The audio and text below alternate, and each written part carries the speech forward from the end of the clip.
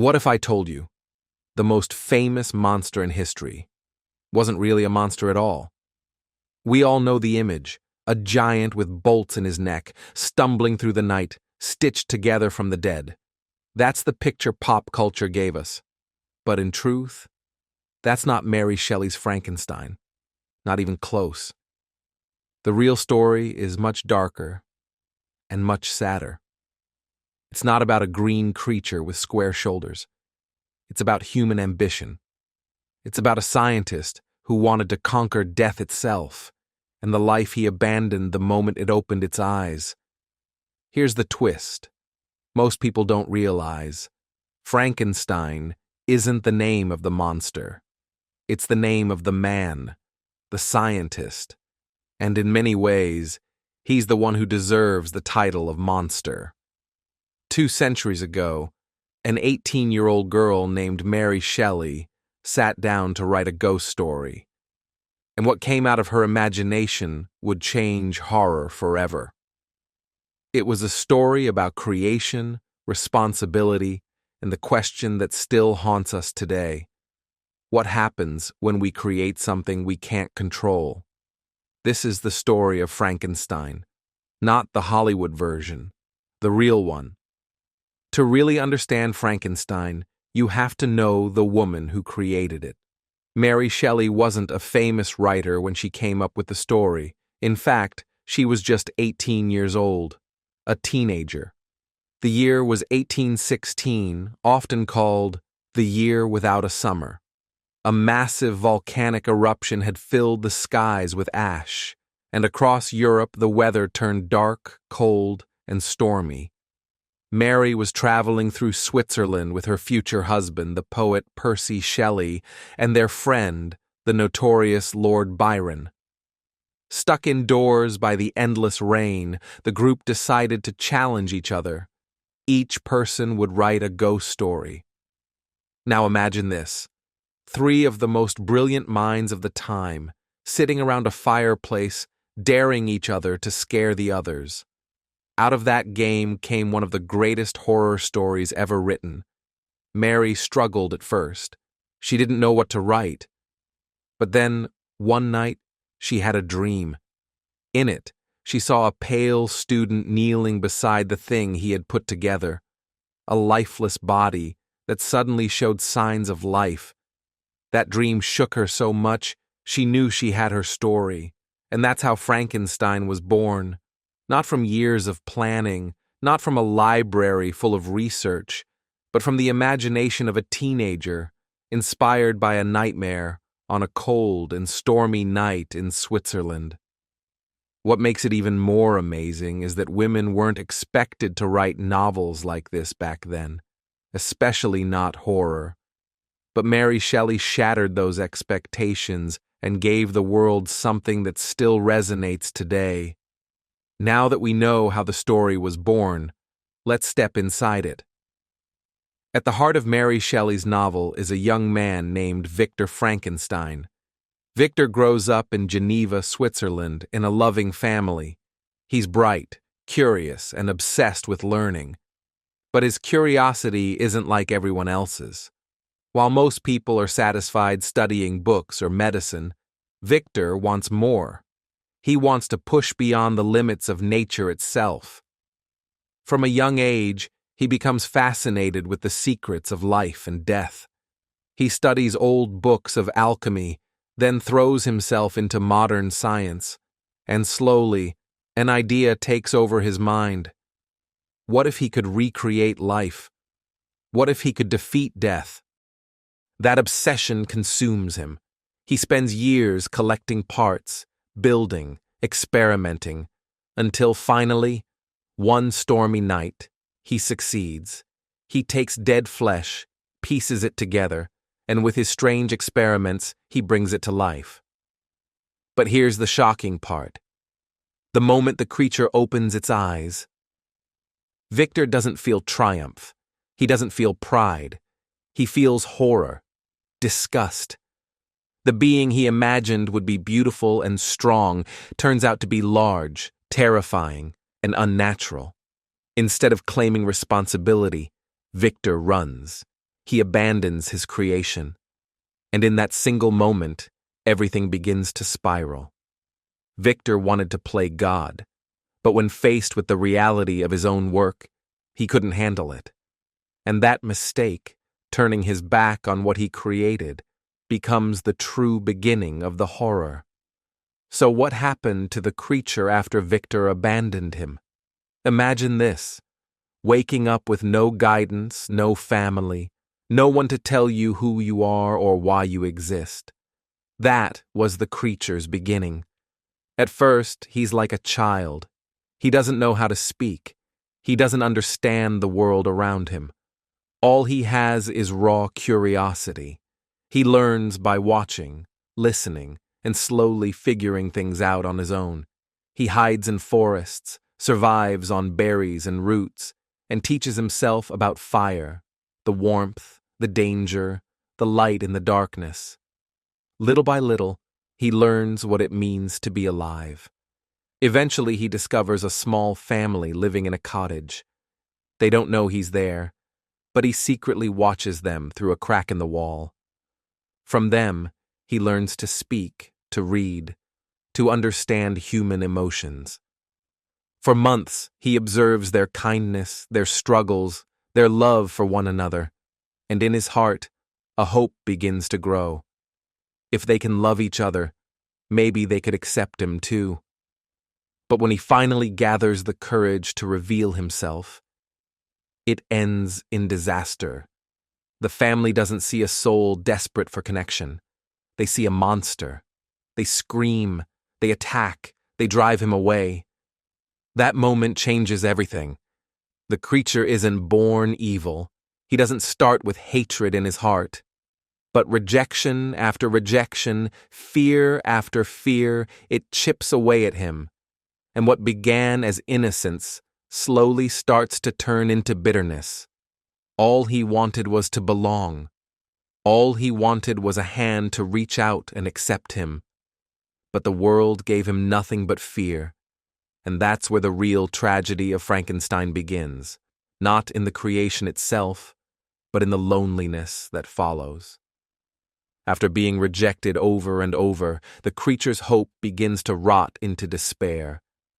Imagine trying again and again to be seen as human, only to be beaten, screamed at, and cast aside every single time.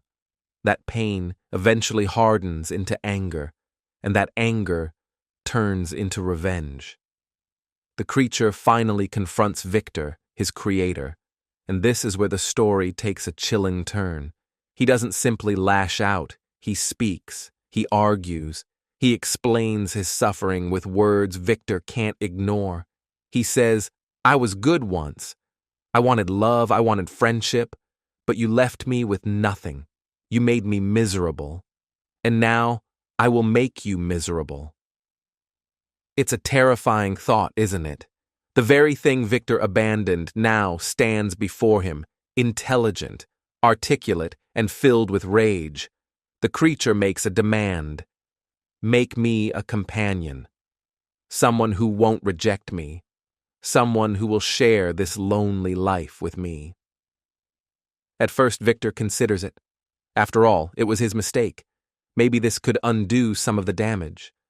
But then he hesitates. What if this new creature breeds more like them? What if their existence spreads beyond his control? The idea horrifies him. So Victor breaks his promise. He destroys the unfinished companion before the creature's very eyes. That moment seals his fate. The creature's pain boils over into pure vengeance. He swears that he will take everything Victor loves, one by one, until Victor feels the same loneliness he has endured since birth. And he keeps that promise. Tragedy begins to unfold in Victor's life, his family, his friends, even the woman he loves. The monster doesn't strike blindly. He makes Victor watch, suffer, and know exactly why it's happening. This is the true horror of Frankenstein. It's not the creation of the creature, it's what comes after. A battle between a maker who abandoned his responsibility and a creation who refuses to be ignored. By this point in the story, Victor Frankenstein has lost almost everything. His family, his closest friend, and the woman he was going to marry, all gone. Each loss carefully chosen by the creature to make him suffer. Victor is broken, but his anger burns hotter than his grief. He swears he will never rest until he destroys the being he created. And so begins one of the most haunting pursuits in all of literature, a relentless chase across Europe. The creature knows exactly how to torment Victor. He leaves clues behind, not to hide, but to lure Victor further. It's a cruel game of cat and mouse.